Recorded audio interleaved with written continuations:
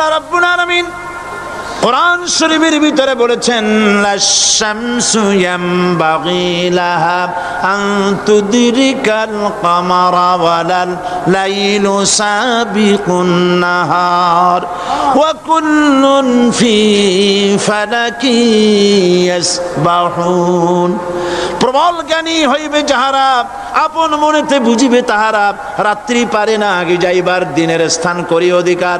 চন্দ্র বাদে না সূর্যের গায়েতে, সূর্য পারে না চন্দ্রকে ধরিতে। যার যে স্থান বহাল রাখিয়া ভ্রমণ করিছে খোদাকে ডরিয়া। একটি নির্ধারিত সময় সীমা পর্যন্ত আপন আপন কক্ষপথে সব দৌড়াদৌড়ি করবে। কারো সাথে অ্যাক্সিডেন্ট হবে না কারো। ওয়াকুল্লুন ফি ফালাকি ইয়াসবাহুন। যা আছে মহাশূন্যে সব ঘুরতেছে। কে বলে? বলেন সবাই, কে বলছে?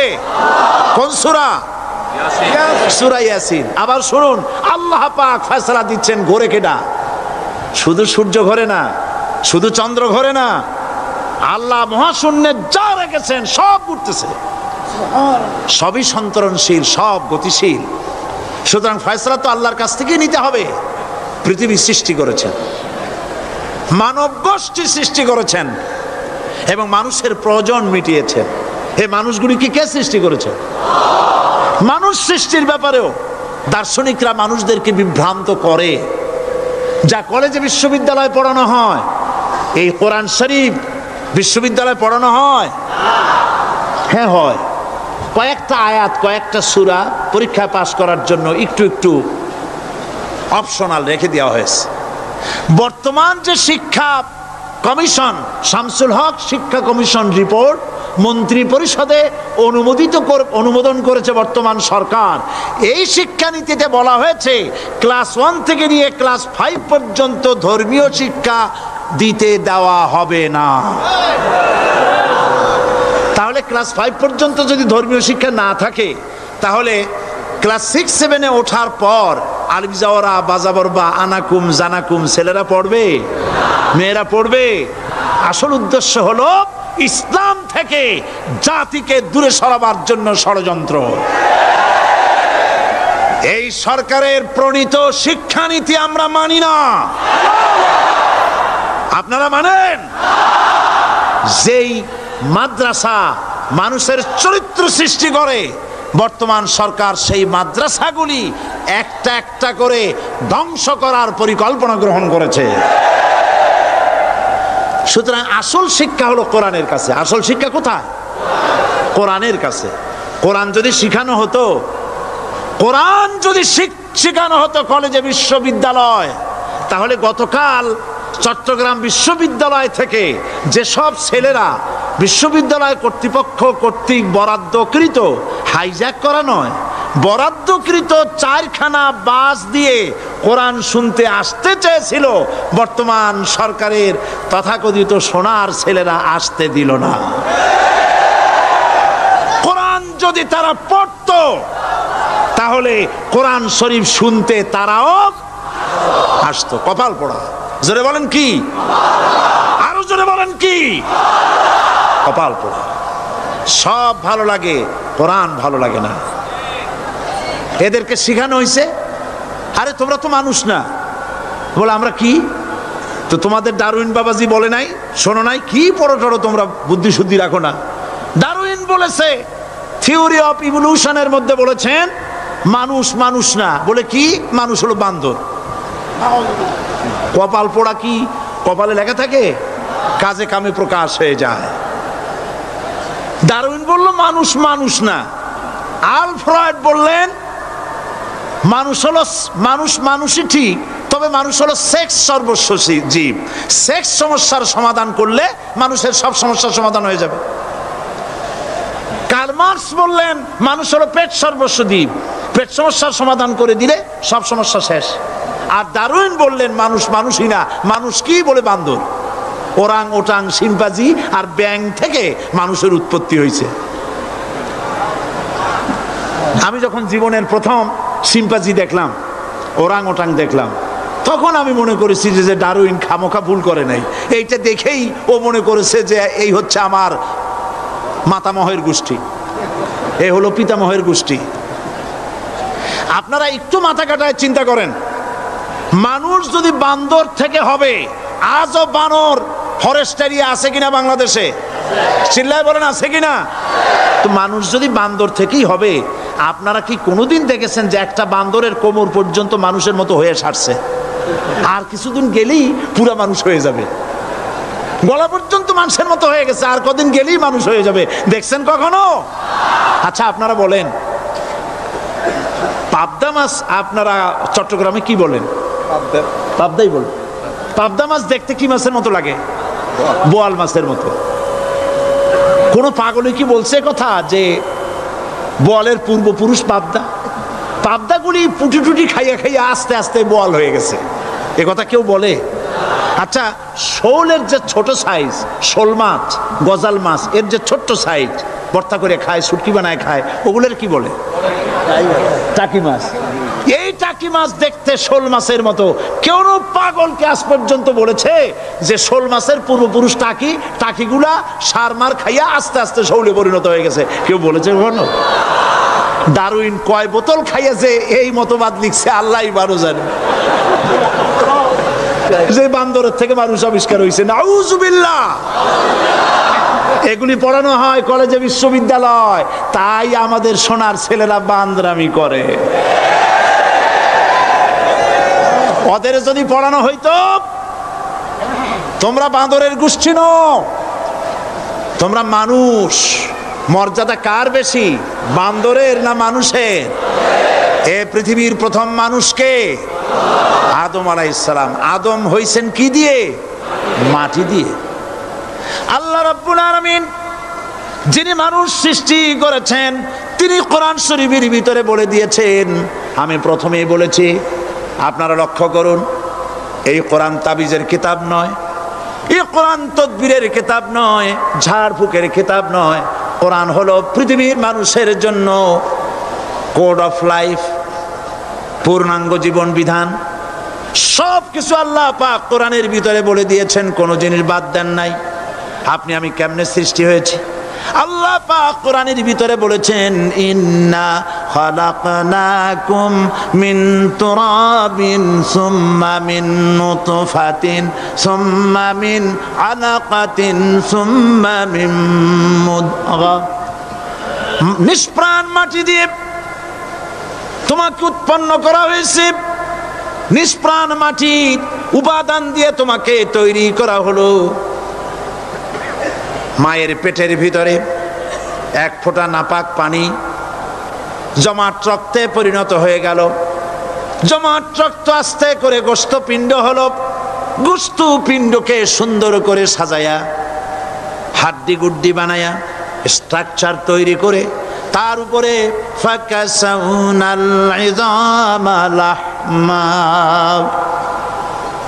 চামড়া দিয়ে গোস্ত দিয়া সাজায়া সুন্দর করে বানালাম। আল্লাহর পরিচয় শুনুন, আল্লাহ আমার কেমন আল্লাহ। মায়ের পেটের ভিতরে সন্তান বানায়া, এরপরে যখন রূহ দেওয়া হয়েছে, ক্ষুধা লেগেছে, খাবারের প্রয়োজন হয়েছে, আল্লাহ রাব্বুল আলামিন ওই কচি বান্দা মায়ের পেটে বসে কি খাবে, সেজন্য তার মা চিন্তা করে নাই, বাবা চিন্তা করে নাই, সরকার চিন্তা করে নাই।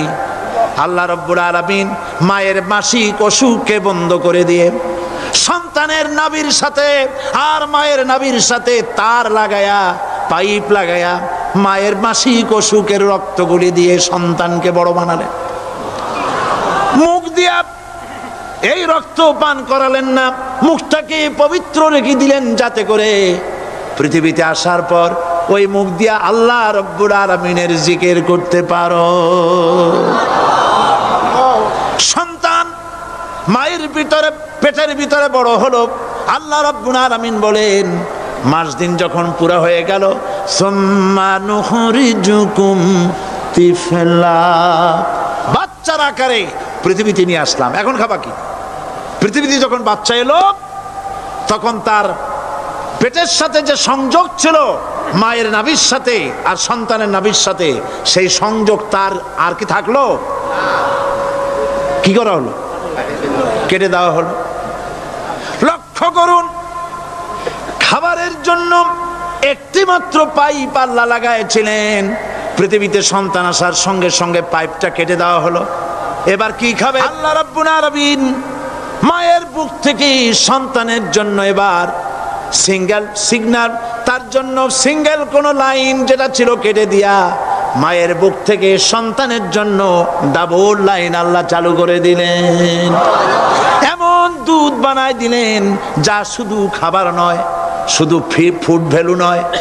এই দুধের ভিতরে ক্যালসিয়াম, এর মধ্যে ভিটামিন, এর মধ্যে আয়রন, এর মধ্যে মেডিসিন। দুনিয়ার এই সন্তান ছিল ফি কারারিম মাকিন, সুরক্ষিত জায়গার ভিতরে ছিল। কোনো পলিউশন সেখানে যেতে পারত না, রোগের জার্ম সেখানে যেতে পারত না। দুনিয়ায় এলো দূষিত আবহাওয়ার ভিতরে। এই সন্তানকে এখনই অ্যান্টিবায়োটিক খাওয়ালে পরে অসুবিধা হবে। আল্লাহ রাব্বুল আলামিন মায়ের দুধের ভিতরে ঔষধ দিয়া রোগের প্রতিষেধক বানায়া দিলেন। এ হলো আমার আল্লাহ। এ আমার কে? আল্লাহ। জোরে বলেন আল্লাহ। আল্লাহ আল্লাহ রাব্বুল আলামিন মায়ের দুধ দিয়ে সন্তানকে বড় করলেন আর শোনায় দিলেন, খবরদার এই মায়ের সাথে, এই বাপের সাথে নাফরমানি করবি না। মা বাপের জন্য আমার কাছে দোয়া করবে, রব্বির হামহুমা কামা রাব্বায়ানি সাগীরা। সবাই পড়েন আমার সাথে, রব্বির হামহুমা কামা রাব্বায়ানি সাগীরা। আল্লাহ পাক শিখাই দিলেন বান্দারে আমার কাছে দোয়া করায়, আল্লাহ আমার মা বাপ আমাকে ছোটবেলায় যেভাবে স্নেহের কোলে লালন পালন করেছে, এইভাবে আমার মা বাপকে তোমার রহমতের কোলে লালন পালন করো। মনে থাকবে ভাইরা? বলেন মনে থাকবে? প্রত্যেক নামাজের পরে মা বাবার জন্য দোয়া করবেন, বেঁচে থাকুক আর মরে যাক, দোয়া করবেনই। মনে থাকবে? রব্বির হামহুমা কামা রাব্বায়ানি সাগীরা।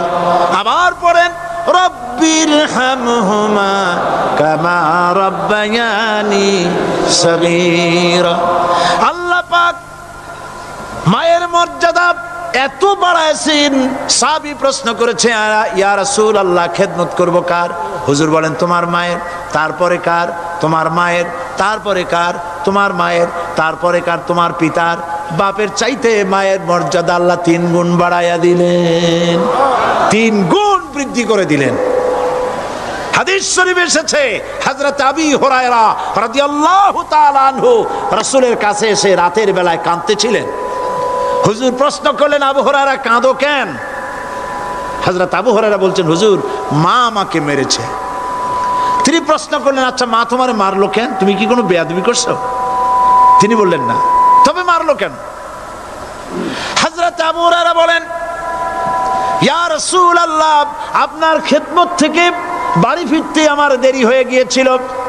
গভীর রাত্রে যখন বাড়ি গেছি, মা আমাকে প্রশ্ন করলেন, বাবা দেরি হলো কেন, কোথায় ছিলি? তাম পৃথিবীর মানুষ যেই কদম মোবারক চুমু দিতে পারলে ধন্য হয়ে যায়, সেই আখিরি জামানার পয়গম্বর নবী মুহাম্মদ রাসূলুল্লাহ সাল্লাল্লাহু আলাইহি সাল্লামের দরবার থেকে আসতে আমার দেরি হয়ে গেছে। ইয়া রাসূলুল্লাহ আমার মা আপনার নাম শুনে তার গা জ্বলে উঠল। তিনি কাফের, মুশরিকা। আপনার নাম শুনে অগ্নি শর্মা হয়ে আমাকে ধরে পিটানো আরম্ভ করলেন আর বললেন, আবু হুরায়রা হয় মুহাম্মদ সাল্লাল্লাহু আলাইহি সাল্লামের বাড়ি ছাড়বি, নইলে আমার বাড়ি ছাড়বি, কি করবি বল? মার খেতে খেতে আমি বললাম, মা তোমার গায়ে যত শক্তি আছে আমারে মারো, তোমার বাড়ি শুদ্ধ, তাম দুনিয়াটা ছেড়ে দিতে পারি, মুহাম্মদ রাসূলুল্লাহর কদম মোবারক ছেড়ে দিতে পারি না। হুজুর আমার মা গলা ধাক্কা মেরে আমাকে বের করে দিয়েছেন। হুজুর বলছেন, আবু হুরায়রা মা তোমাকে মেরেছে আর আমার কাছে নালিশ করছো, আমি তোমার মায়ের কোনো বিচার করতে পারবো না। সুবহানাল্লাহ। এত বড় পাওয়ারফুল নবী, শানওয়ালা, ইজ্জতওয়ালি, বরকতওয়ালি, এত বড় নবী বলছেন মা মেরেছে, আমার করার কিচ্ছু নাই। সুবহানাল্লাহ। তোমার মা মুশরিকা হোক আর যাই হোক তোমার মা, সুবহানাল্লাহ বলেন।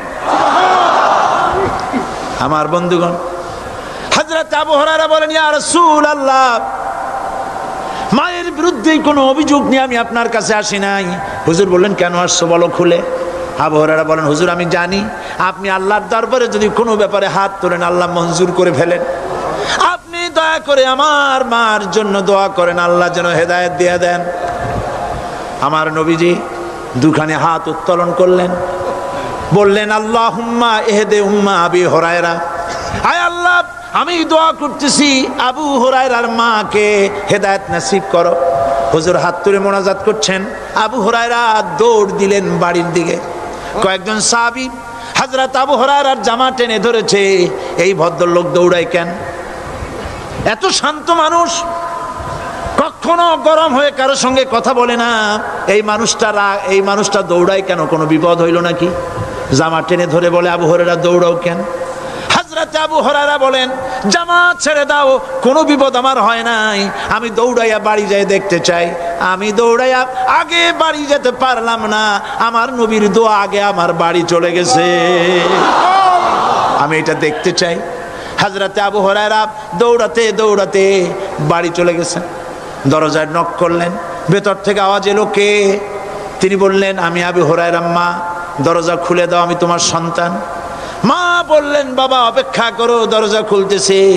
হযরত আবু হুরায়রা বলেন, মায়ের গলার আওয়াজের ভেতরে কুফরি কর্কশতা পেলাম না, মায়ের গলার আওয়াজের ভেতরে তাওহীদের নরমিয়াত পেলাম। আমার কাছে মনে হলো আমি আবু হুরায়রা বাড়ি আসার আগে নবীজির দোয়া আল্লাহর আরশে পৌঁছে গেছে। আবু হুরায়রা বলছেন, মা আমার কিছুক্ষণ পরে ঘরের থেকে বেরিয়ে এসেছেন, আমি দেখলাম মায়ের শরীর ভিজা, মাথার চুল দিয়া পানি টপকাচ্ছে। মা আমার বললেন, বাবারে তোমাকে মারার পর আমি নিদারুণ অনুশোচনায় পড়েছিলাম, মনে মনে ভাবলাম, আহারে আমার সন্তান আমি কেন মারলাম? সে তো কোনো খারাপ কাজ করে নাই, কোনো খারাপ জায়গায় যায় নাই, এত ভালো মানুষ যার সম্পর্কে লোকেরা খামোখাই মিথ্যা কথা বলে, এই ভালো মানুষটার কাছে গেছে, সেজন্য আমি মারলাম কেন? বাবা গো, আমি আমার ভুল বুঝতে পেরেছি, জীবনের ভুলও ধরা পড়েছে, আমাকে জলদি করে নিয়ে চলো বিশ্ব নবীর দরবারে। হযরত আবু হুরায়রার মা রাসূলুল্লাহর খেদমতে এসে ঘোষণা করলেন, আশহাদু আল্লা ইলাহা ইল্লাল্লাহু ওয়াহদাহু লা শারীকা লাহু ওয়া আশহাদু আন্না মুহাম্মাদান আবদুহু ওয়া রাসূলুহু। আমার ভাইয়েরা, আল্লাহ রাব্বুল আলামিন মানুষ সৃষ্টি করে পৃথিবীতে পাঠায় দিলেন, খাবারের ইন্তজাম করলেন, এগুলি সব আল্লাহর পরিচয়। আল্লাহরে চেনার জন্যে বড় বড় কিতাব ঘাটা লাগে না, কিসমতে যদি থাকে দুই একটা দৃষ্টান্ত যথেষ্ট হয়ে যায়। সুবহানাল্লাহ, সুবহানাল্লাহ, দুই একটা দৃষ্টান্ত যথেষ্ট। আল্লাহ পাক সমস্ত সৃষ্টি জগৎকে তৈরি করলেন, সৃষ্টি করলেন, আর তাদের খাদ্যের ব্যবস্থা করলেন। কে করেছেন খাদ্যের ব্যবস্থা? খাদ্য দেন আল্লাহ। কিন্তু অহংকারী যারা, তারা বলে দেশের বাম্পার ফলনের জন্য সমস্ত কৃতিত্ব সরকারের। বলেন আস্তাগফিরুল্লাহ, বলেন নাউজুবিল্লাহ।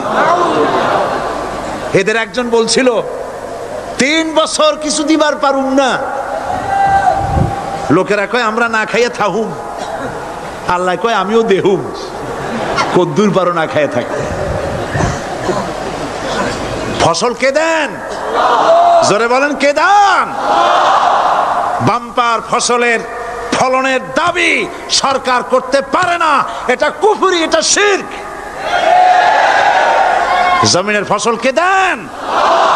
আকাশের বৃষ্টি কার? পানি কার? সার কার? সব আল্লাহ পাক।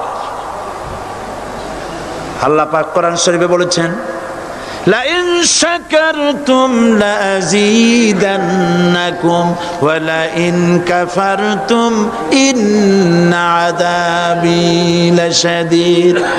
আমার নিয়ামতের শুকর যদি আদায় করো বাড়ায় দেব, আর যদি কৃতজ্ঞ হও শুকরিয়া আদায় না করো মস্ত বড় শাস্তি দেব। ফসল দেই আমি আর শুকরিয়া আদায় করো তোমার বাজানের, ঠিক কিনা? শুকরিয়া আদায় করে কার? বাজানের। একটা লোকের, একটি মানুষের যেই প্রশংসা এই সরকার করলো বিগত 4.5 বছর ধরে, একটা মানুষের যত জিকির করলো, প্রশংসা করলো, ছবি টানাইলো, যদি এতটা জিকির এতটা স্মরণ আল্লাহ রাব্বুল আলামিনের করত, ওদের জন্য আল্লাহর জান্নাতের দরজা খোলা হয়ে যেত। প্রশংসা করবে কার? চিল্লায় বলুন, আল্লাহ পাকের প্রশংসা করো। খেতে দেওয়ার মালিক তিনি। আল্লাহ পাক বলছেন আল্লাহকে, তার পরিচয় আল্লাহ তুলে ধরেছেন, ওয়ামা মিন দাব্বাতিন ফিল আরদি ইল্লা আলাল্লাহি রিজকুহা। এই পৃথিবীর ভিতরে এমন কোন বিচরণশীল জীব নাই যার রিস্কের দায়িত্ব আমি আল্লাহ গ্রহণ করি নাই। সুবহানাল্লাহ বলবেন না? রিস্কের দায়িত্ব কার হাতে? আচ্ছা দেখুন তো, পৃথিবীর সমস্ত সরকারের কাছে বিভিন্ন মন্ত্রণালয় আছে না? খাদ্য মন্ত্রণালয় বলে কোনো মন্ত্রণালয় আছে কিনা? আছে। খালি কয় খামু আর খামু। খাদ্য মন্ত্রণালয় আছে, থাকার পরেও মানুষ না খাইয়া মরে, ঠিক কিনা? এবার একটু তাকান তো, জ্ঞানের চক্ষু দিয়া তাকান। ফরেস্ট এরিয়া, বাঘ আছে কিনা? নাই। সিংহ আছে কিনা? গন্ডার আছে কিনা? হাতি আছে কিনা? বিশাল বিশাল প্রাণী আছে কিনা? জঙ্গলে ছোট্ট প্রাণী থেকে, পোকা থেকে শুরু করে গন্ডার পর্যন্ত, টুনটুনি পাখি দিয়ে শুরু করে ঈগল পাখি পর্যন্ত, নদীর ভিতরে ছোট্ট চুনু পুঁটি থেকে শুরু করে তিমি মাছ পর্যন্ত। প্রাণী তত্ত্ববিদরা বলেছেন সমুদ্রের ভিতরে এমন এমন বড় বড় তিমি আছে যে একটা তিমির ওজন 5000 টন পর্যন্ত হয়ে যায়। 5000 টন তিমিটার ওজন। এর যখন বাচ্চা হয় তখন বাচ্চার দৈনিক দুধ লাগে 50 থেকে 60 মণ পর্যন্ত। কে ব্যবস্থা করে? রুহান মান ফেরেশতা। তো ওর মা যেমন বাচ্চা তো সেরকম হবে, ঠিক কিনা? কে দেয় খাবার? এবার দেখেন তো, আপনার দেশের এই জঙ্গলে কত হাতি আছে। হাতিরা মিছিল করে আসছে যে আল্লাহ আমাদের এখন আর খাইতে যেতে দিতে পারে না, বাংলাদেশের গভর্নমেন্ট কিছু দাও। আসছে না, খাইয়া ক্ষুধার জ্বালায় হাতি মরেছে, বাঘ মরেছে, সিংহ মরেছে। এর কোনো দৃষ্টান্ত আছে? ক্ষুধার জ্বালায় আকাশের উড়ন্ত পাখিরা ছটফট করে মারা গেছে, দৃষ্টান্ত আছে? নদীর মাছেরা ক্ষুধার জ্বালায় ভেসে উঠেছে, না খাইয়া মরে গেছে, দৃষ্টান্ত আছে? মহান আল্লাহ রাব্বুল আলামিন কোরআন শরীফের ভিতরে বলেছেন অনেক প্রাণী এমন আছে যারা তাদের খাদ্যকে সঞ্চয় করে না, খাদ্যকে জমা করে না, আহরণ করে না। সকালবেলায় একটা খাবার খেলো, দুপুরে কি খাবে তার জানা নাই। শকুন পৃথিবীর মাটি থেকে 3 মাইল উপরে ওড়ে, তার চোখকে আল্লাহ পাক এত তীক্ষ্ণ বানিয়ে দিয়েছেন। এই চট্টগ্রামের কোথায় মরা গরু আছে 3 মাইল উপর দিয়ে দেখতে পায়? সুবহানাল্লাহ করতে ইচ্ছে করে না। এই প্রাণীগুলি খাবারগুলি কোনো গভর্নমেন্ট জোগাড় করে রাখে নাই। আল্লাহ পাক বলেন সবার খাবার আমি দেই। সকালবেলায় সমস্ত প্রাণীগুলি, মহাশূন্যে পাখি, পানির ভিতরে মৎস্যরাজি, জঙ্গলের ভিতরে হিংস্র প্রাণী, পোকামাকড় থেকে শুরু করে সবগুলো খালি পেটে সব বেরিয়ে যায়, কারো কোনো খাবারের মজুদ নাই। সন্ধ্যা হতে না হতে সমস্ত প্রাণীগুলির পেট ভরাইয়া আমি আবার যার যার ঘরে বেরায় দেই। ওয়ামা মিন দাব্বাতিন ফিল আরদি ইল্লা আলাল্লাহি রিজকুহা। সমস্ত প্রাণীর রিজকের দায়িত্ব আমি আল্লাহর হাতে। কে দেয় রিজেক? জোরে বলুন, কে দেন? আল্লাহ পাক। কি খাবেন সব আল্লাহ জোগাড় করে দিয়েছেন। তরি তরকারি জোগাড় করেছেন, মাছ জোগাড় করেছেন, চাউল দিয়েছেন, খাবার দিয়েছেন, গোশত দিয়েছেন, সব দিয়ে দিয়েছেন আল্লাহ রাব্বুল আলামিন। সমস্ত জিনিস দিয়ে মানুষকে আল্লাহ পাক তার জন্য আল্লাহ সব করেছেন। খালাকা লাকুম মা ফিল আরদি জামিআ, এই পৃথিবীতে যা তৈরি করেছে সব তোমার জন্য। এ হচ্ছে আমার আল্লাহ, এ হচ্ছে আমার কে? আল্লাহ। সে আল্লাহ পাক বলছেন, আল্লাহর পরিচয়, তিনি স্রষ্টা, তিনি রিজেক দাতা। এবার আইনদাতা কে? আইনদাতা কে? আরো জোরে বলুন। আইনদাতা আল্লাহ হচ্ছে আল্লাহর পরিচয়। ইনিল হুকমু ইল্লা লিল্লাহ আলা লাহুল খালকু ওয়াল আমর। সৃষ্টি যার, আইন চলবে তার। আমার দেশে আল্লাহর আইন চলছে? আমাদের দেশের কল কারখানা, ক্ষেত খামার, অফিস আদালত আল্লাহর আইন অনুযায়ী চলে? চলে না। বরং আল্লাহর আইনকে মুছে ফেলার জন্য, নিজেদের আইন সৃষ্টি করার জন্য প্রচেষ্টা চালানো হচ্ছে। আল্লাহর আইন মানুষের জন্য সব থেকে বেশি উপযোগী, কারণ সৃষ্টি করেছেন কে? বলেন, কে করেছেন? আল্লাহ। প্রত্যেকটি মেশিন আপনি যা কিনবেন, রেডিও হোক, টিভি হোক, যে কোনো যন্ত্র হোক, গাড়ি হোক, তার সাথে একটা লিটারেচার, একটা বই তার সঙ্গে দিয়ে দেওয়া হয়। ওই বইয়ের মধ্যে লেখা থাকে এটা কিভাবে চালানো হবে, অপারেট করা হবে, তার সিস্টেম লেখা থাকে। আপনার ইচ্ছা মতো চালাইলে হবে না। এই মানব গোষ্ঠীকে সৃষ্টি করেছেন। এখন আপনি যদি আপনার আইন মতো চালান, তা কি চলবে? চলবে না। আপনি আপনার আইন মতো চালাচ্ছেন, ভালোভাবে চলতেছে? চলতেছে না। স্বরাষ্ট্রমন্ত্রী বলতেছেন সন্ত্রাসীদেরকে মাটির তলা থেকে খুঁজে বের করা হবে, কিন্তু নাকের উপর দিয়ে ব্রিফকেস চুরি হয়ে যায়, উনি তা ধরতে পারেন না। এই হলো আইন। অনাবরত খুন হচ্ছে, অনাবরত সন্ত্রাসী তৎপরতা চলছে, আর ওনারা বলছেন আগের থেকে এগুলি চলে আসছে, একজনের খুনের বিচার না হইলে এরকম খুন তো হইতেই থাকবে। তাহলে খুনকে, হত্যাকে, সন্ত্রাসকে সরকার জাস্টিফাইড করছেন। নাউযুবিল্লাহি মিন যালিক। এই জন্য আইন হতে হবে আল্লাহর। আইন হতে হবে কার? চিল্লায় বলেন, আল্লাহ পাকের আইন হতে হবে। আমি একদিন পার্লামেন্টে বলেছিলাম,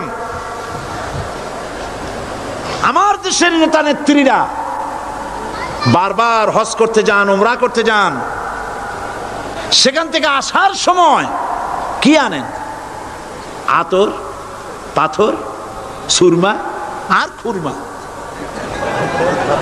এই কিছু নিয়ে আসলেন। কিন্তু আমি বলেছি, আপনারা কি কিছু চোখে দেখেন না? পার্লামেন্টে এইভাবে বক্তৃতা করেছে, কিছু চোখে দেখেন না?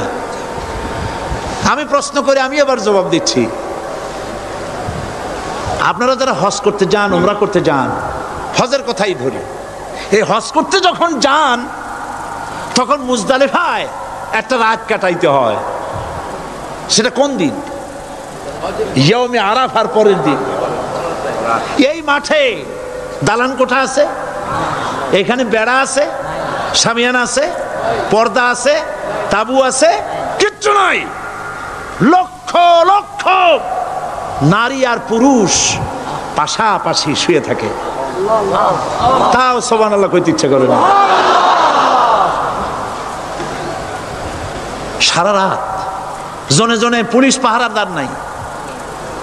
কিরকম মেয়ে এলো, চাঁদের সৌন্দর্য হার মানায় দিতে পারে এরকম সুন্দরী, এরকম সুন্দরী নারী, সুদর্শন পুরুষ পাশাপাশি রাস্তার ধারে মরুভূমির ভিতরে সারা রাত কাটাচ্ছে। ইয়ৌমে আরাফার পরের রাতটা, একটা রাত পুরা।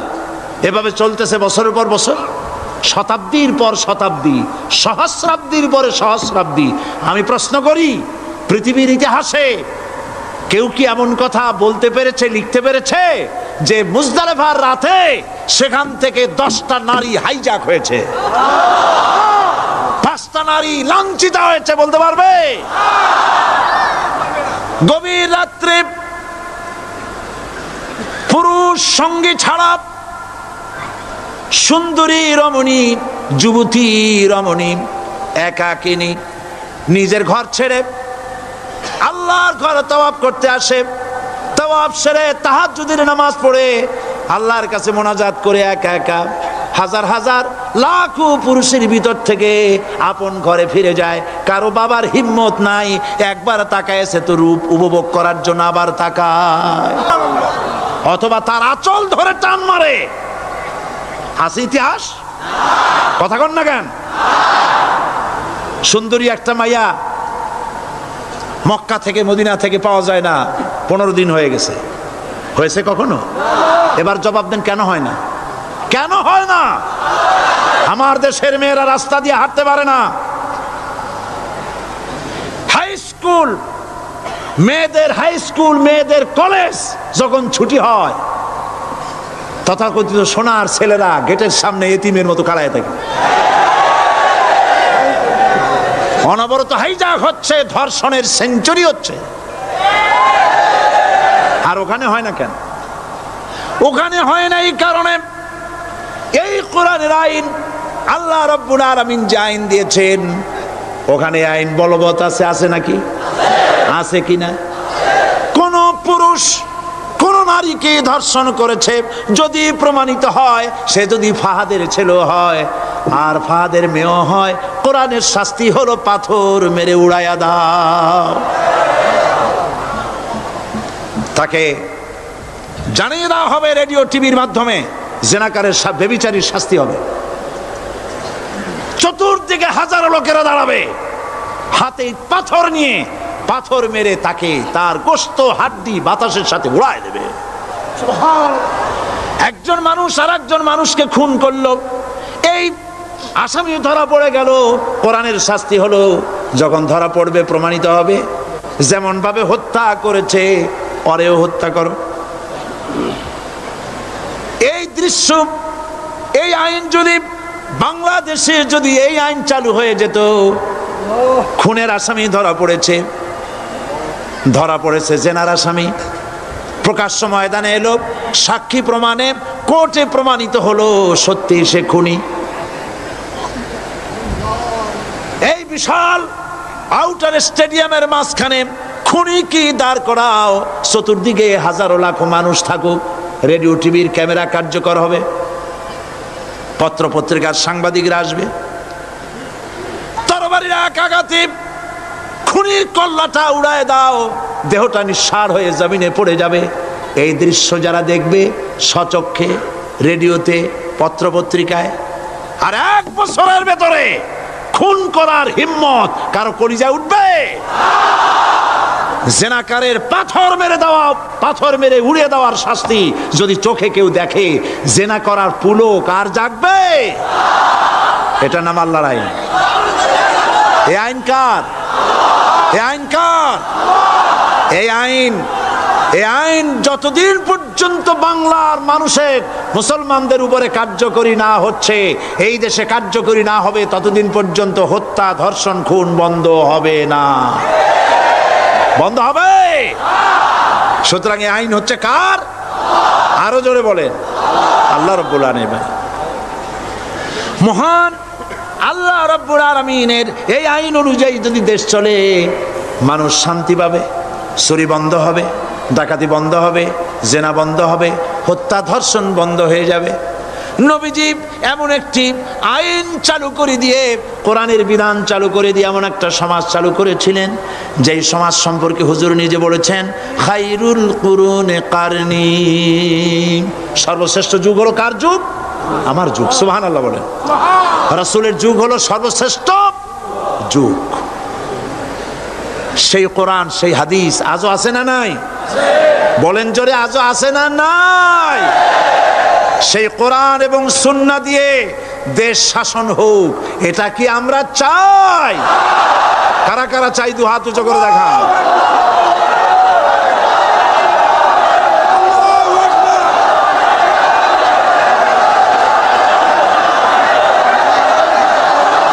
আরে ভাই আপনারা দাঁড়ায় গেলেন কেন? বসেন বসেন। আমি তো একটা স্লোগান দিতে বললাম, হাত দেখতে চাইছি আমি, মাথা দেখতে চাই নাই। এই সুযোগে কোমরটা সোজা করে নিলেন। আচ্ছা বসেন, আর মহব্বতের সাথে জিকির করেন লা ইলাহা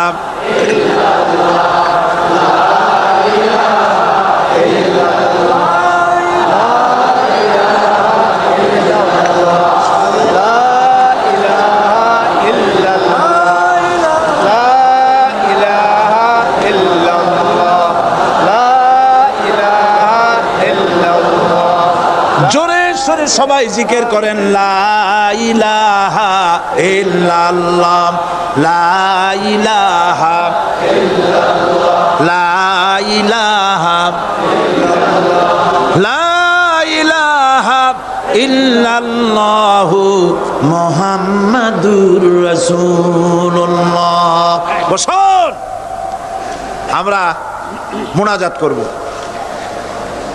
আল্লাহ রাব্বুল আলামিন আয়াতুল কুরসির ভিতরে আল্লাহর সার্বভৌমত্বের কথা বলেছেন। আল্লাহু লা ইলাহা ইল্লা হুয়াল হাইয়ুল কাইয়্যুম। পড়েন আমার সাথে সবাই, আল্লাহু লা ইলাহা ইল্লা হুয়াল হাইয়ুল কাইয়্যুম। আল্লাহ হচ্ছেন যিনি ছাড়া কোনো ইলাহ নাই, তিনি শাশ্বত চিরঞ্জীব। সুবহানাল্লাহ বিহামদি। আগামীকাল এর বাকি অংশ আমি আপনাদের সামনে আলোচনা করব ইনশাআল্লাহ। জোরে বলেন ইনশাআল্লাহ। দাঁড়ানো ভাইরা বসেন। আপনাদের পাশে যারা দাঁড়িয়েছেন অনুরোধ করে বসায় দেন। বলেন যে আর 5টা মিনিট বসেন, আল্লাহর রাস্তায় হাঁটেন না। হ্যাঁ বলেন বলেন, আপনারা যে আল্লাহর রাস্তায় হাঁটেন না, বসেন সবাই বসেন। এত বড় মাহফিলের মুনাজাত, সুবহানাল্লাহ বলেন। চট্টগ্রামের ইতিহাসের শ্রেষ্ঠ মাহফিল, চিল্লায় বলেন সুবহানাল্লাহ।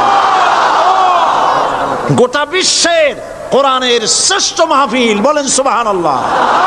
যারা বলেন আলহামদুলিল্লাহ। আগামীকাল এ মাহফিলের আখেরি মুনাজাত হবে ইনশাআল্লাহ। বলেন ইনশাআল্লাহ। আমি আন্তরিকভাবে দুঃখিত, প্রতি বছর আমার মা বোনদের জন্য, চট্টগ্রামবাসী আমার মা বোনদের জন্য আলাদাভাবে তাদের প্রশ্নের উত্তর দেই এবং তাদের সামনে কোরআন হাদিসের কথা আলাদাভাবে বলি। এবছর দিন কম হয়ে গেল বলে মহিলারা, মা বোনেরা বঞ্চিতা হয়ে গেলেন। শিশু কিশোরদের জন্য আলাদাভাবে সমাবেশ করা হয়, তাও বঞ্চিত হয়ে গেল। এই বিশাল তাফসীরুল কোরআন মাহফিলের বরকত থেকে চিটাগংবাসীকে যারা বঞ্চিত করলো, আল্লাহ তাদের হেদায়েত নসিব করে দিন। যদি হৃদয় থাকে, যদি হৃদয় বলে কিছু থাকে, বিবেক বলে যদি কিছু থাকে, আর শরীর যদি মুসলমানের পিওর রক্ত থাকে, তাহলে বাড়ি বসে অনুশোচনা করা উচিত, চোখের পানি ফেলানো উচিত ওই সব লোকের যারা এই বরকতপূর্ণ মাহফিলকে বাধা দিয়েছে। আর যাদের কলজার মধ্যে আল্লাহ মোহর মেরে দিয়েছে, এগুলোর তো হেদায়েত হবে না। যাদেরকে আল্লাহ পাক তৈরি করেছেন জাহান্নামের জন্য, ওদের কাছে মাহফিল অসহ্য, সহ্যই হবে না। নাউজুবিল্লাহ বলেন। চট্টগ্রামবাসীর জন্য তাফসীরুল কোরআন মাহফিল নিয়ামত। এই নিয়ামত কিয়ামত পর্যন্ত আল্লাহ টিকায় রাখুন, বলি আমিন। আগামীকালের আখেরি মোনাজাতে সমস্ত মুসলমান চতুর্দিক থেকে আল্লাহ পাকের নারা লাগাতে লাগাতে আসবেন। আল্লাহু আকবার, নারায়ে তাকবীর। গোটা চট্টগ্রাম, গোটা চিটাগাং শহর আগামীকাল কোরআনের মিছিলের শহর হবে ইনশাআল্লাহ।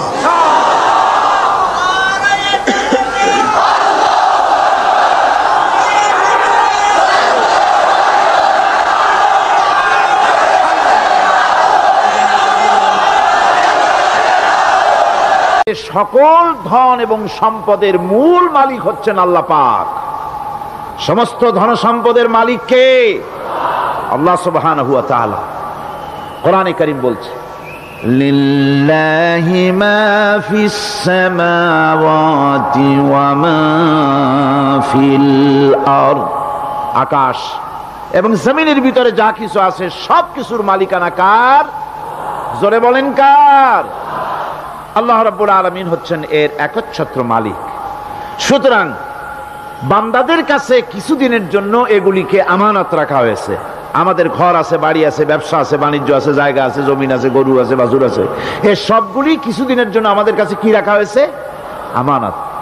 আমানতের মাল আপনি আপনার ইচ্ছা মতো খরচ করতে পারবেন না। আমানতের মাল কি ইচ্ছা মতো খরচ করা যায়? যায় না। আমানতের মালকে খরচ করতে হলে মূল মালিকের ইচ্ছা অনুযায়ী খরচ করতে হবে। মূল মালিককে আল্লাহ রাব্বুল আলামিন বলছেন, ইন্নাল্লাহা আশতারা মিনাল মুমিনিনা আনফুসাহুম ওয়া আমওয়ালাহুম বিআন্না লাহুমুল জান্নাহ। আমি আমার মুমিনের জান এবং মালকে খরিদ করে নিয়েছি, বিনিময় জান্নাত দিয়ে দিয়েছি। তোমার কাছে যে জান আছে, মাল আছে, এটা তোমার নয়, এটা আমার আমানত তোমার কাছে।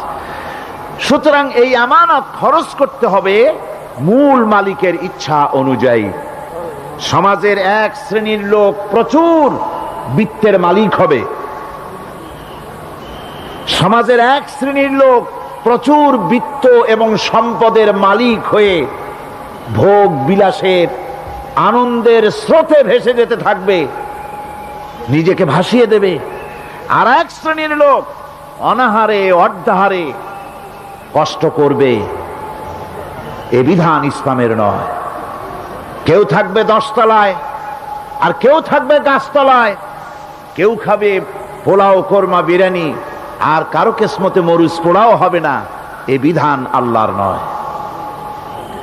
ইসলামের বিধান হচ্ছে এই যে আল্লাহ যে সব সম্পদ মানুষকে দান করেছেন, এই সম্পদের ভিতরে বিত্তহীনদের অধিকার রাখা হয়েছে। বিত্তহীন যারা গরিব, যাদের কিছু নাই, তারা আপনার করুণার পাত্র নয়। কি বলেন? তারা কি ধনীদের করুণার পাত্র?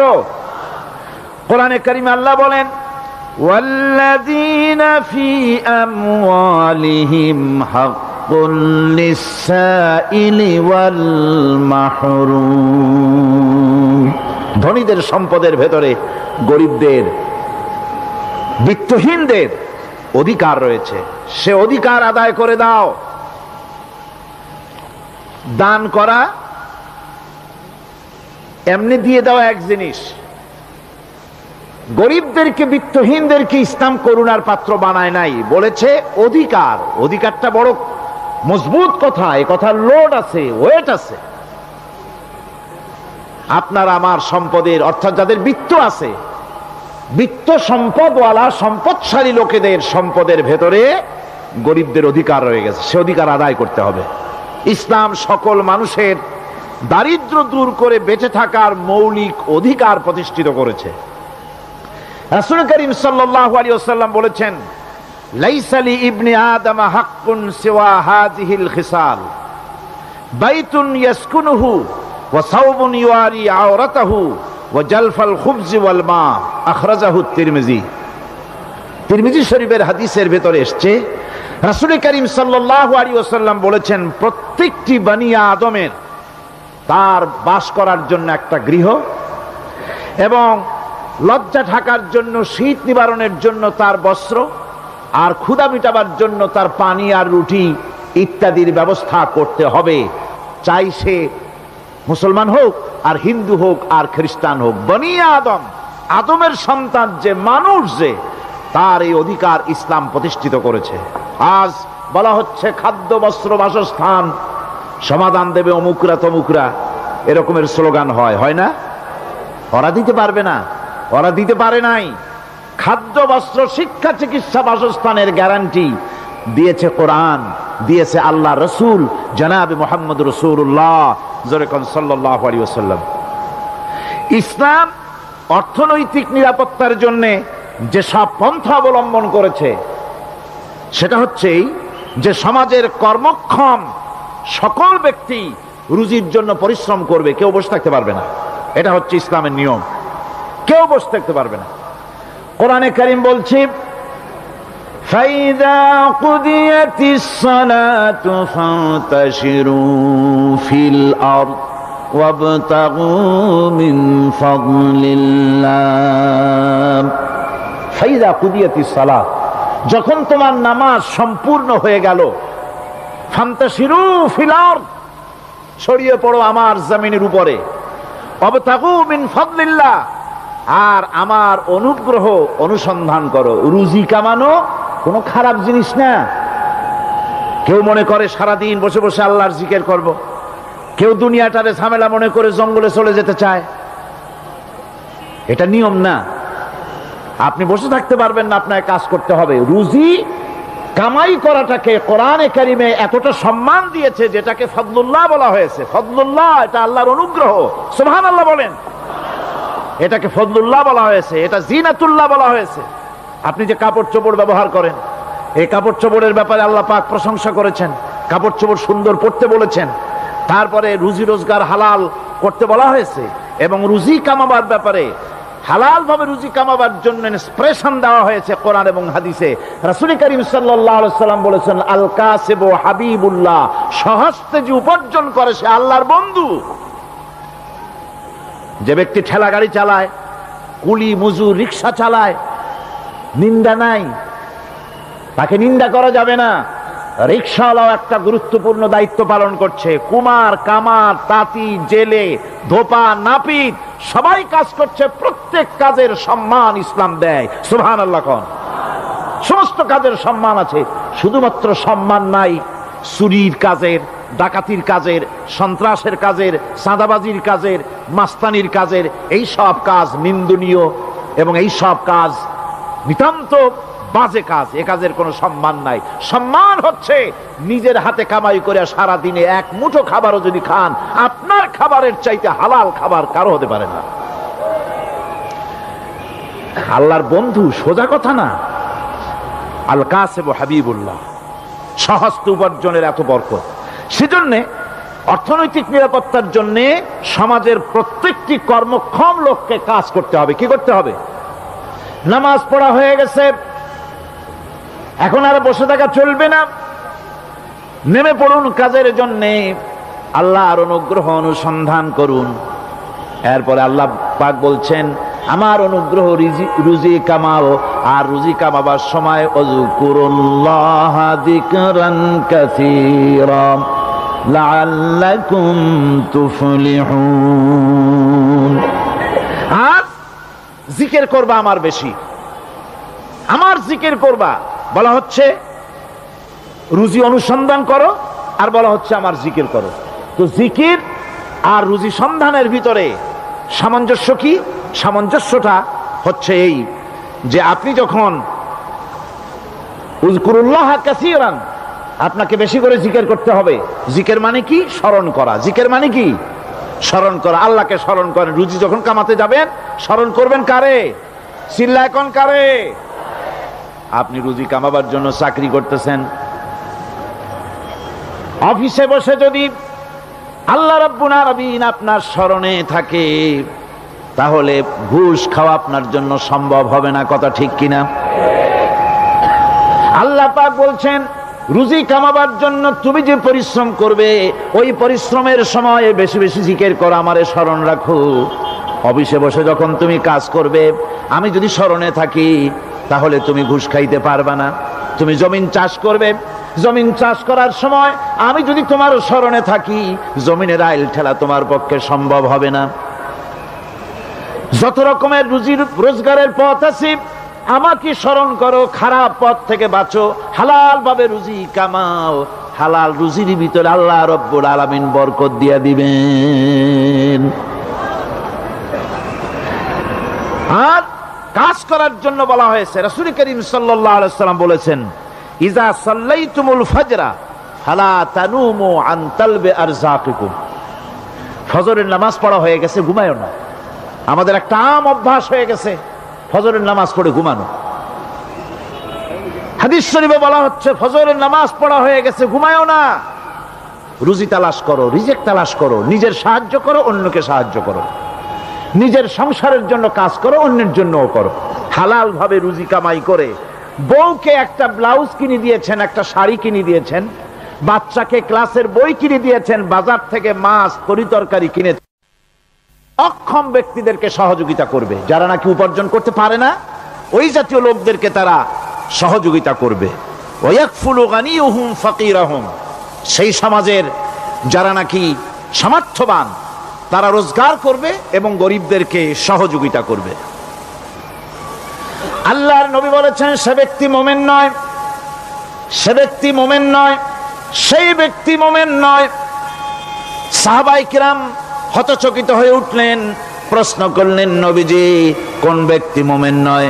আল্লাহর নবী বলেন, যেই ব্যক্তি পেট পুরে আরাম করে ঘুমায় গেল এ কথা জানার পর, যে তার প্রতিবেশী না খেয়ে শুয়ে আছে, ক্ষুধার যন্ত্রণায় কাতরাচ্ছে, এ কথা জানার পরে যেই মুসলমান ব্যক্তি আরাম করে পেট ভরে খেয়ে ঘুমায়, সে কখনো মুমিনের দাবি করতে পারে না, মুমিন হতে পারে না। কত বড় কথা! ইসলাম মানুষকে তাগিদ করেছে তার প্রতিবেশীর উপরে লক্ষ্য রাখার জন্য, তার প্রতিবেশীকে লক্ষ্য রাখার জন্য, গরিব মানুষের প্রতি লক্ষ্য রাখার জন্য। রাসূল করিম সাল্লাল্লাহু আলাইহি ওয়াসাল্লাম বলছেন, আইয়ু রাজুলিন মাতা দিয়ান বাইনা আগনিয়ায়ে ফাকাদ বারিয়াত মিনহুম জিম্মাতুল্লাহি ওয়া রাসূলি।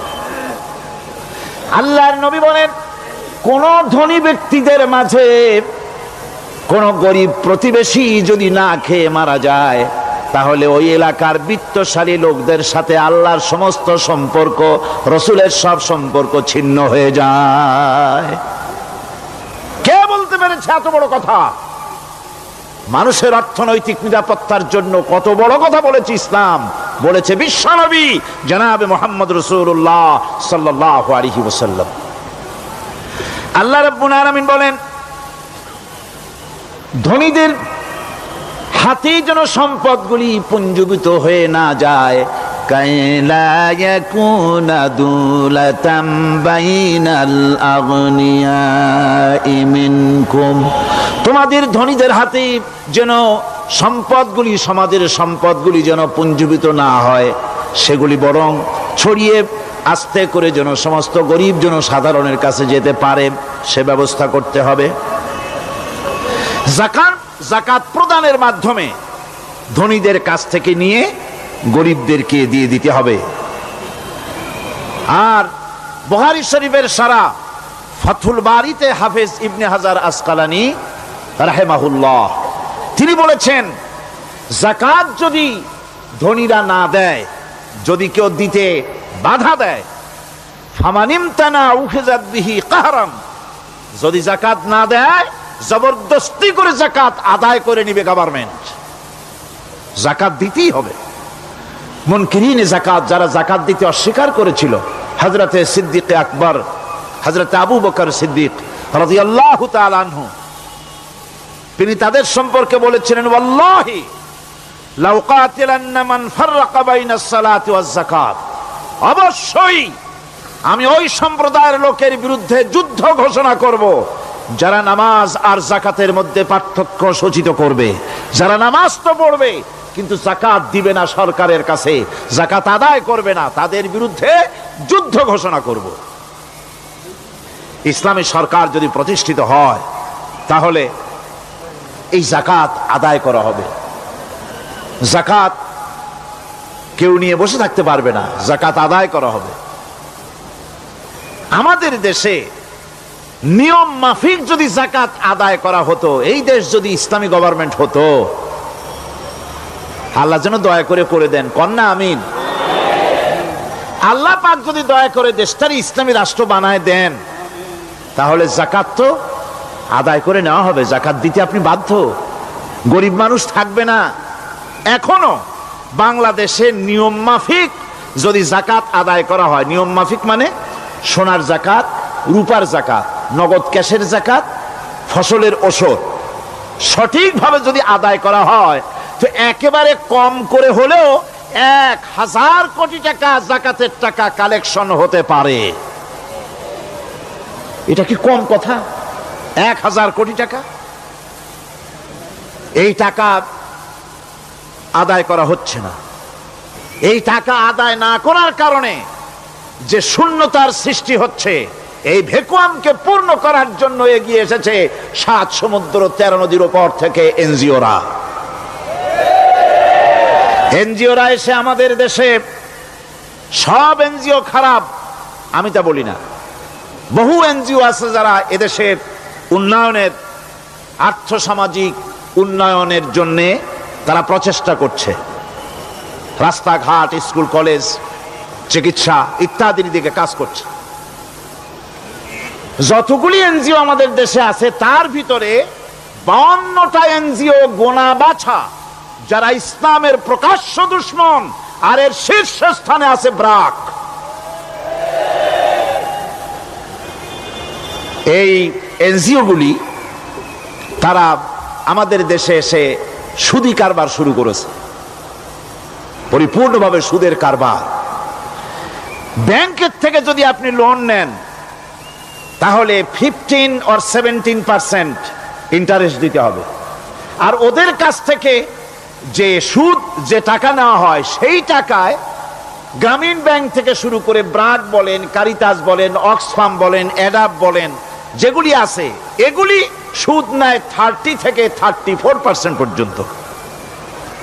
গোটা জাতিকে গ্রাম পর্যায়ে তারা সুদের নিবিড় চাষ করতেছে, ঘরে ঘরে সুদ পৌঁছে দিয়েছে, মুসলমান নারীদেরকে বেহুরমতি করেছে, ইসলামের ঐতিহ্য ধ্বংস করতেছে, নারীদেরকে বিপর্দা করতেছে, আমার দেশের ফ্যামিলি স্ট্রাকচারকে এনজিওরা ধ্বংস করে দিচ্ছে।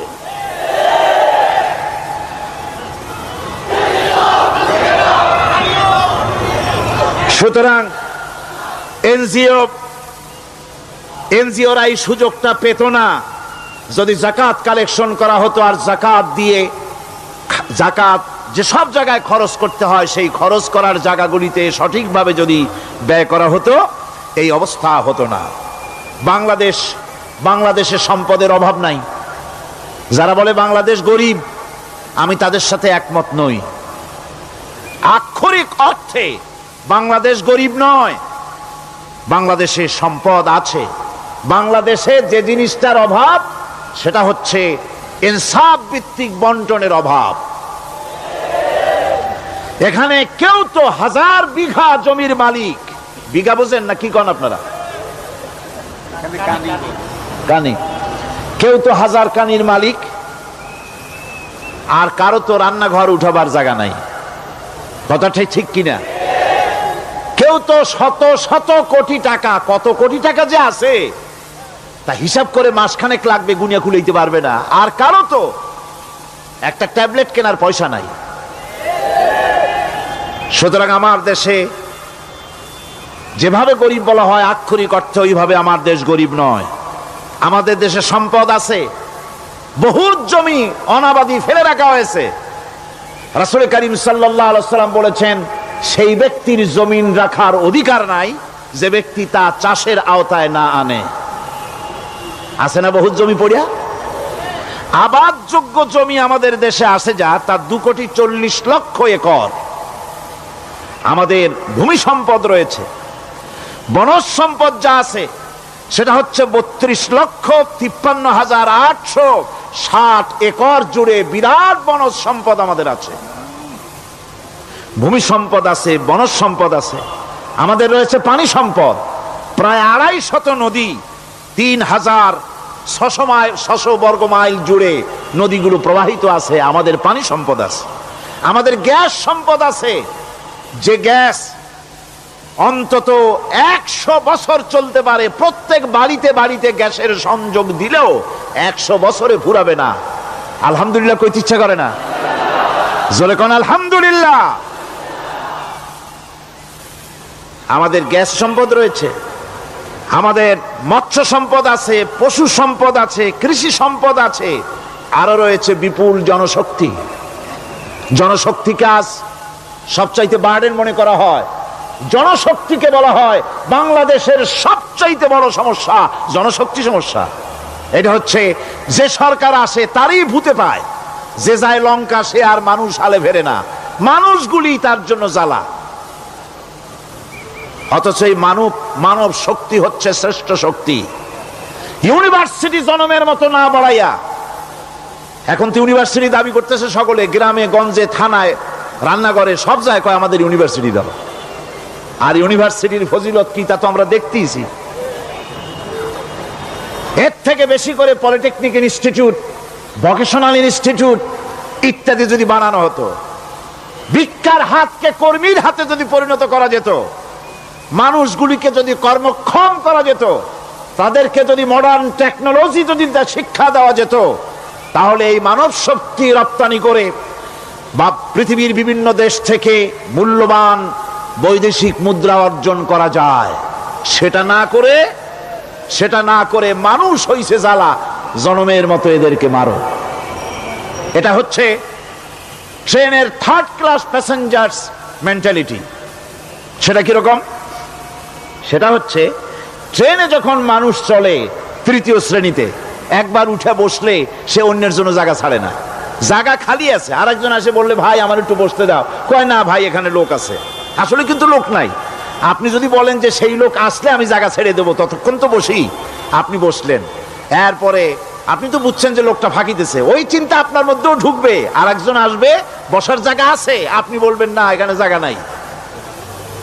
ট্রেনের 3rd ক্লাস প্যাসেঞ্জারদের যে মন মানসিকতা, বর্তমান মুসলিম দেশগুলির সরকার প্রধানেরা ঠিক ট্রেনের 3rd ক্লাস প্যাসেঞ্জারদের চাইতেও 3rd ক্লাস।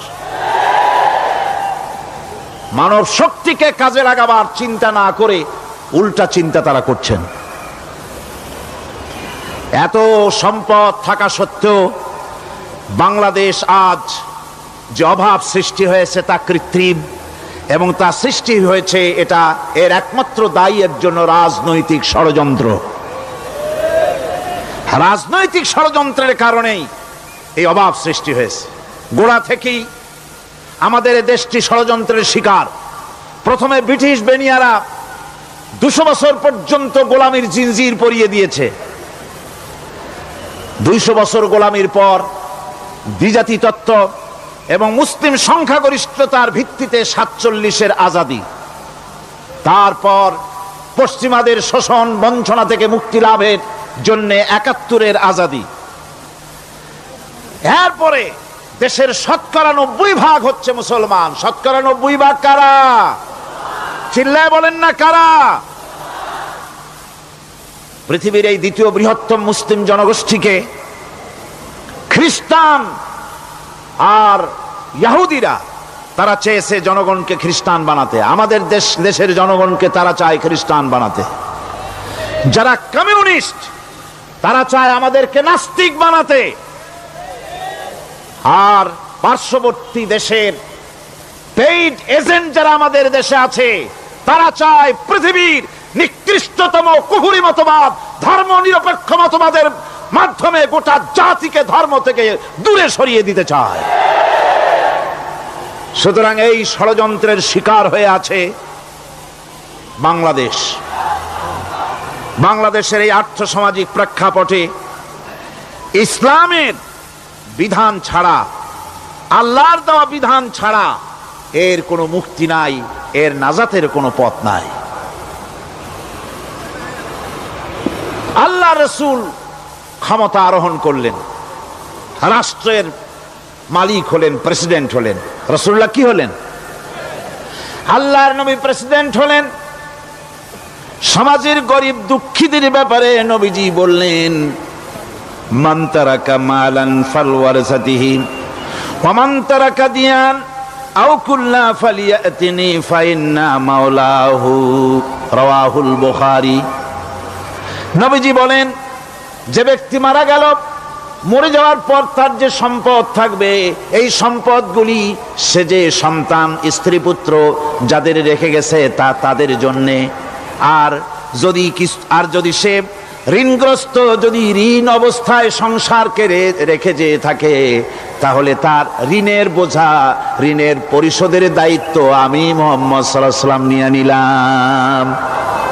সমাজের যার কোনো অভিভাবক নাই, তার অভিভাবক আমি মুহাম্মদ সাল্লাল্লাহু আলাইহি ওয়াসাল্লাম। যার কোনো অভিভাবক নাই, সেজন্য আমার কাছে চলে আসে।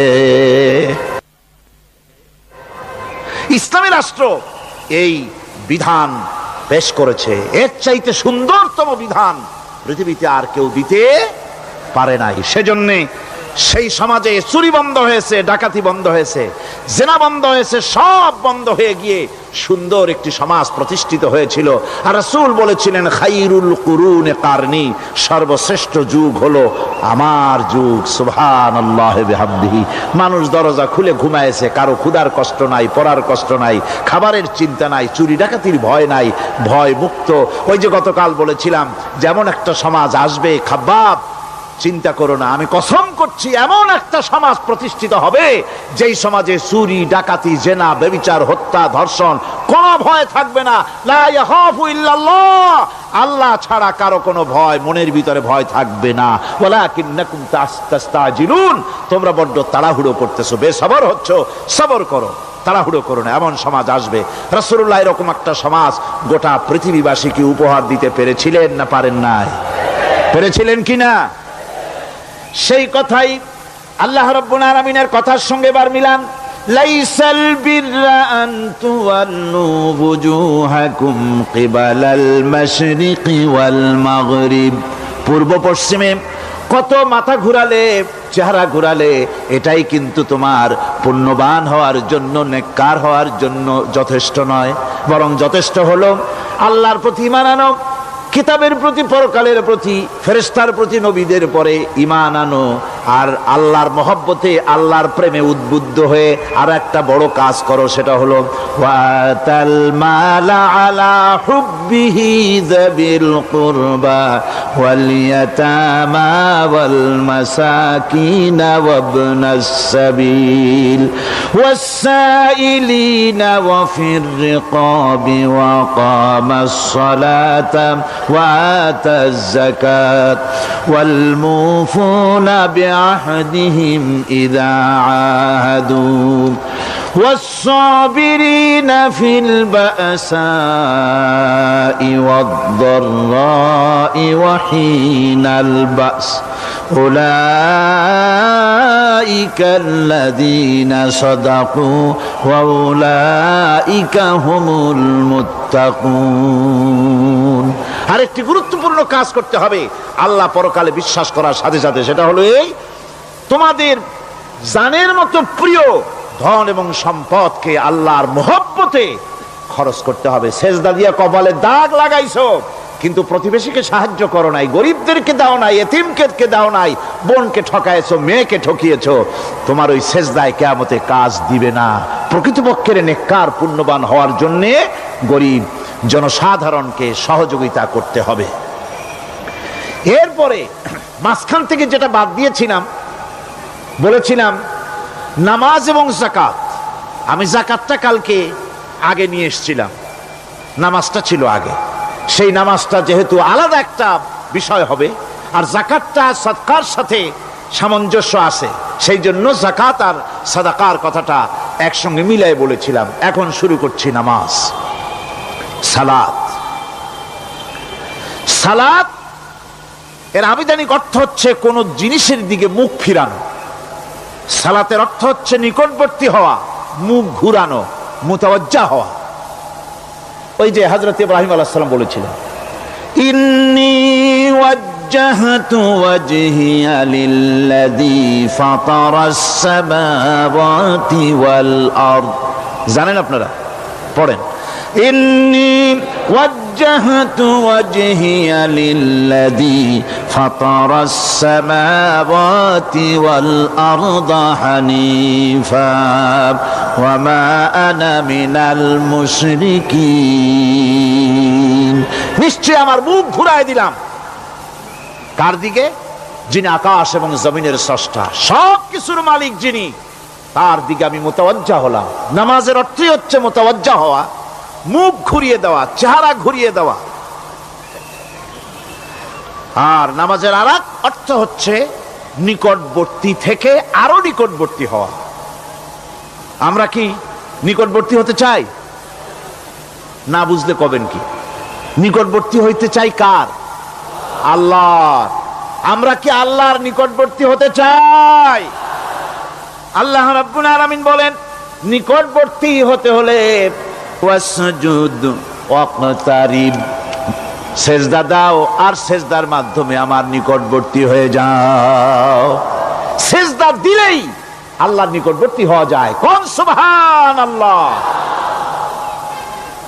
সাহাবী, আল্লাহ নবীর সাহাবী প্রশ্ন করেছেন, নবীজি বান্দা কখন আল্লাহর নিকটবর্তী হয়ে যায়? নবীজি বলেছেন, বান্দা যখন সেজদা দেয় তখন আল্লাহর বান্দার মাঝে কোনো হিজাব থাকে না, একদম আল্লাহ পাকের নিকটবর্তী হয়ে যায় বান্দা যখন সেজদায় পড়ে যায়। সুতরাং নামাজ হচ্ছে নিকটবর্তী হওয়া, সালাত এটা হচ্ছে নিকটবর্তী হওয়া। নামাজ ফরজ হওয়ার কারণ হচ্ছে এই যে মানুষ আল্লাহর বান্দা বা গোলাম হিসেবে সৃষ্টি হয়েছে, তাই একমুখী হয়ে রবের বন্দিগি করা এটা হচ্ছে তার স্বাভাবিক একটা প্রকৃতি। আল্লাহ রাব্বুল আলামিন এই প্রকৃতির দাবি মিটাবার জন্যই নামাজের ব্যবস্থা করেছেন। মানুষের ফিতরত, মানুষের নেচার, মানুষের ফিতরত হচ্ছে এই যে কারো না কারো কাছে মাথা নত করা, হাত জোড় করা, মাথা নত করা, সার্বভৌমত্বের মালিক কাউকে মনে করা। হাত জোড় করতে হলে, মাথা নত করতে হলে, সার্বভৌমত্বের মালিক হিসেবে কাউকে গ্রহণ করতে হলে আল্লাহর বিকল্প কেউ আছে নাকি? ইসলামের মূল দাওয়াতটা হলো ফিতরাত অনুযায়ী দাওয়াত দেওয়া হয়েছে। মানুষ যেন মাথা নত করে, গোলামি করে। এজন্য আল্লাহ রাব্বুল আলামিন বলেছেন যে আমি মানুষ এবং জিনকে সৃষ্টি করেছি, তার কারণটাই হলো মা খালাকতুল জিন্না ওয়াল ইনসা ইল্লা লিয়াবুদুন। মানুষ আর জিন জাতিকে সৃষ্টি করা হয়েছে ইবাদতের জন্য, গোলামির জন্য। ইবাদত আর গোলামি এটাই করতে হবে, গোলামি করতে হবে, দাসত্ব করতে হবে। আর এই দাসত্ব, আল্লাহর আনুগত্যই গোলামির দাওয়াত দিয়েছেন দুনিয়ার সব নবীরা। কোন নবী বলেন নাই যে আমার গোলামি করো। কেউ বলেছেন? বলেন জোরে, কেউ বলেছেন? আল্লাহ পাক বলেন, ওয়ালাকাদ বা'আসনা ফি কুল্লি উম্মাতির রাসূলা আন ইবুদুল্লাহা ওয়াজতানিবুত তাগুত। প্রত্যেক জাতির জন্য আমি রাসূল প্রেরণ করেছি।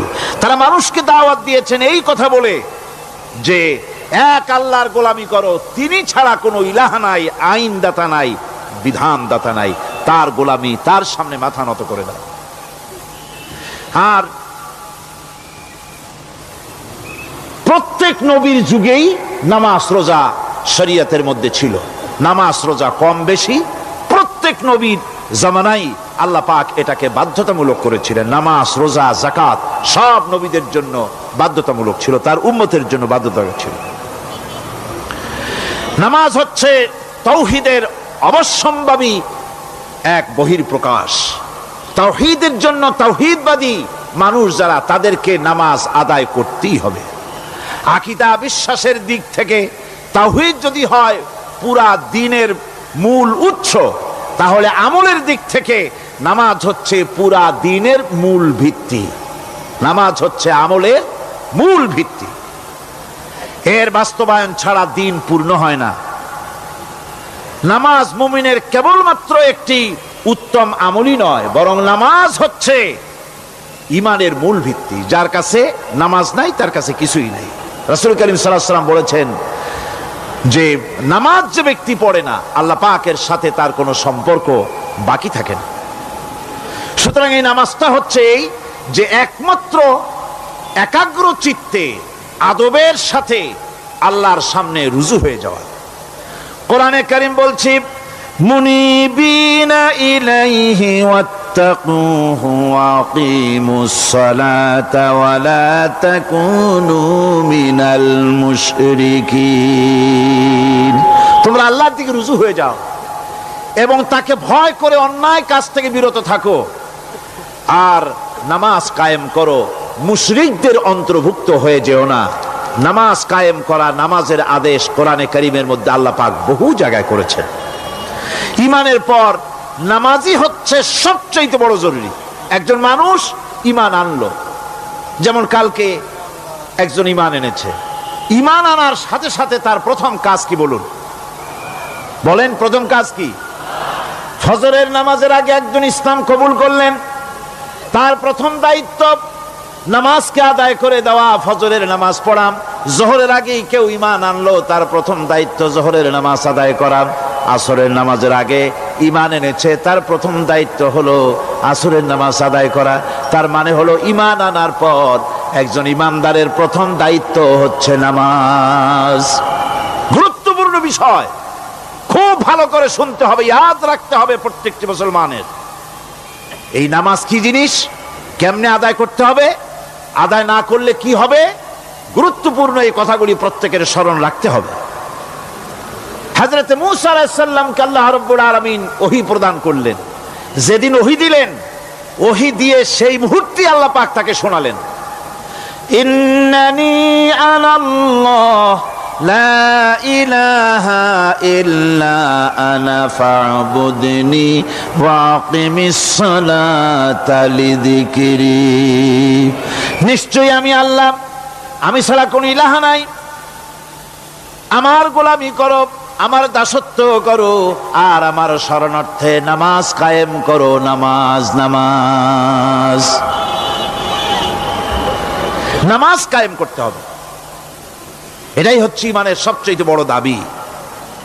অন্যত্র আল্লাহ পাক বলছেন, কুল ইন্না হুদাল্লাহি হুয়াল হুদা ওয়া উমিরনা লিনুসলিমা লিরাব্বিল আলামিন।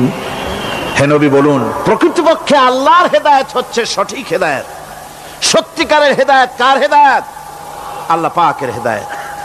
এবং তার পক্ষ থেকে নির্দেশ করা হয়েছে যে সারা জাহানের মালিকের সামনে মাথা নত করে দাও। মাথা নত করবেন কার কাছে? আল্লাহ পাকের কাছে। ওয়া আনাকিমুস সালাতা ওয়াত্তাকুহু ওয়া হুয়াল্লাযী ইলাইহি তুহশারুন। আর নামাজ প্রতিষ্ঠা করো, আল্লাহ রাব্বুল আলামিনের ভয়তে সমস্ত অপরাধমূলক কাজ থেকে, অসামাজিক কার্যকলাপ থেকে বিরত থাকেও। আর একদিন মনে রেখো, তোমাদের সকলকেই আল্লাহ রাব্বুল আলামিনের দরবারে উপস্থিত হতে হবে। নামাজ ঈমান থাকা না থাকার প্রমাণ। ঈমান আছে কি ঈমান নাই এর প্রমাণ কি? নামাজ। আল্লাহ পাক বলছেন, ফালা সাদ্দাকা ওয়ালা সাল্লা ওয়ালাকিন কাযযাবা ওয়া তাওয়াল্লা। কিন্তু না সে সত্য মেনে নিল, আর না সে সালাত আদায় করলো, বরং সত্যকে মিথ্যা মনে করে ফিরে গেল। নামাজটাই হচ্ছে একজন মানুষের সে মুমিন না কাফের তা প্রমাণ করার জন্য, এটাই হচ্ছে মূল কথা। কিয়ামতের দিন মানুষ যে জাহান্নামে যাবে, জাহান্নামের জন্য, জাহান্নামে যে সব কারণে যাবে তার মধ্যে বড় কারণ কালকে বলেছিলাম, দেখি মনে আছে নাকি? বড় কারণ কয়টা? কয়টা? আলহামদুলিল্লাহ মনে আছে। আল্লাহ রাব্বুল আলামিন বলেন, ইয়াতাসাআলুনা আনিল মুজরিমিন। কিয়ামতের দিন অপরাধীদেরকে জিজ্ঞেস করা হবে, মা সালাকাকুম ফি সাকার, জাহান্নামে কেন আসছো? জবাবে তারা বলবে, قالوا لم نك من المصلين ولم نك نطعم المسكين নামাজ পড়ি নাই আর এতিম মিসকিনদের খেতে দেই নাই, এই কারণেই জাহান্নামে এসেছি। কল নাউযুবিল্লাহ।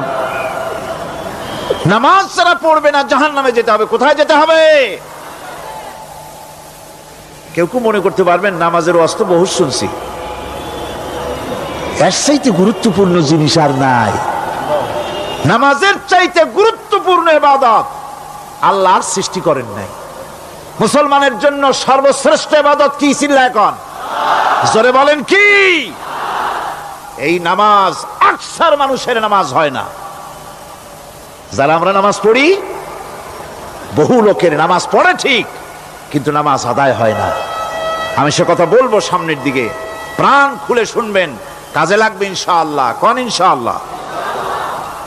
আকীদাগত দিক থেকে ঈমান হলো তাওহীদের স্বীকৃতি, আর আমলের দিক থেকে নামাজ হচ্ছে তাওহীদের বহিঃপ্রকাশ।